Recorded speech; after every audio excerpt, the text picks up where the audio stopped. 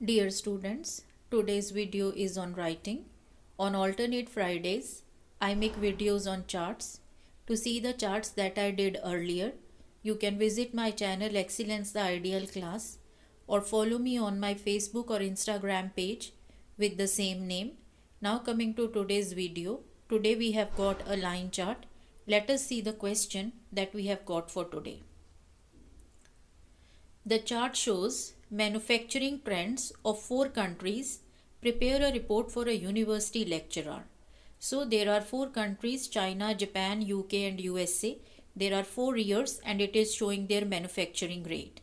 In IELTS you have to write your charts in 3 to 4 paragraphs in 150 to 170 words and in around 20 minutes. Now you can take some time to copy this question on a paper with you, so that when you read the sample answer, things are clear. In the first paragraph, you always write the introduction, what the chart shows. In the middle paragraphs, we write the report. That means the main features and main comparisons if there are any. And in the last paragraph, we write the key points, that is the overall, which you can write in the second paragraph also.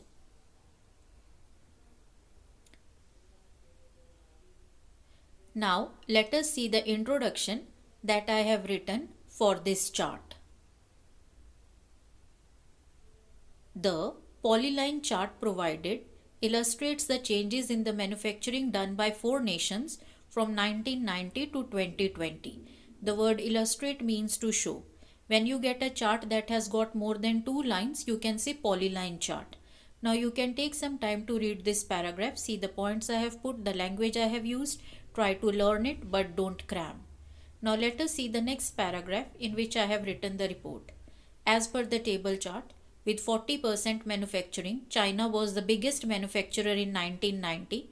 However, there was a steep fall with percentage declining to below 35% around 1997, followed by a very slow decrease and then a rapid fall towards the close, and had manufacturing rate of 30%, indicating 10% decline, but was still the leading manufacturer in 2020. Further, its neighbor Japan had 30% manufacturing rate in 1990. Henceforth, the percentage plunged to its lowest of 17% for it in 2010, but the figure recovered soon to escalate sharply to 20% in 2020, and it managed to be on the second position despite a decrease. Plunge means to fall suddenly, escalate means to increase. Now you can take some time to read this paragraph, see the points I have put and the language I have used, but don't cram it. It is important that you write all the important features and not just few of them. Like if you see, when I have written the features for China, all important ones: biggest manufacturer, important things that happened in the middle, and what happened in the closing year. Next, further for the UK, the manufacturing rate stood at precisely 25% initially, after which there was a dramatic fall with figure reaching its minimum of 20% for it in 2010, and further it remained constant, making it the smallest manufacturer in 2020. Lastly, with regard to the USA, it had the lowest percentage of below 20% in the beginning year. In the following years, figure followed a steady downward trend and its manufacturing rate was 15% in the closing year. The word precisely means exactly. Now you can take some time to read this paragraph, see the features I have written and the language I have used. Students, it is very important that you learn to write more in less words. Like if you see this chart, there are so many features that I have written for every country, but there are just 1 or 2 sentences only. If you learn this, there will be more connectivity and more clarity. Last paragraph.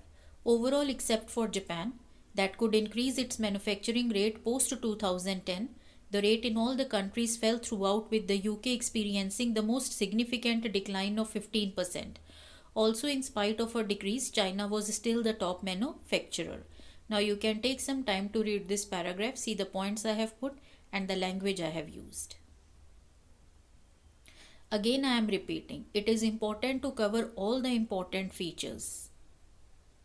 And when you get a lot of information, you have to learn to decide the features that you should write and the ones you should miss.